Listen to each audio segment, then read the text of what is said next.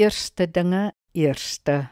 Spreuke 3 verse 9 en 10 sê, eer die Here met jou rykdom, met die beste deel van jou volle oes. Dan sal jou graanskure oorvol wees en van nuwe wyn sal jou parskuipe oorloop.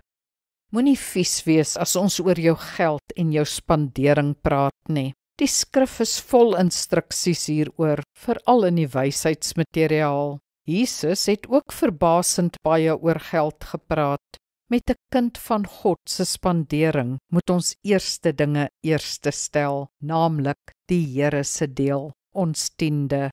Ons eerste taak is om 'n bedrag vir die Here eenkant te sit. Ons Bybelse riglyn is 10% van ons inkomste, alhoewel ons nie wetties hieroor kan wees nie. Laat die Heilige Gees jou lei in hoeveel jy maandeliks moet wegsit vir die Here. Naas ons tiendes kan ons ook offergawes bring.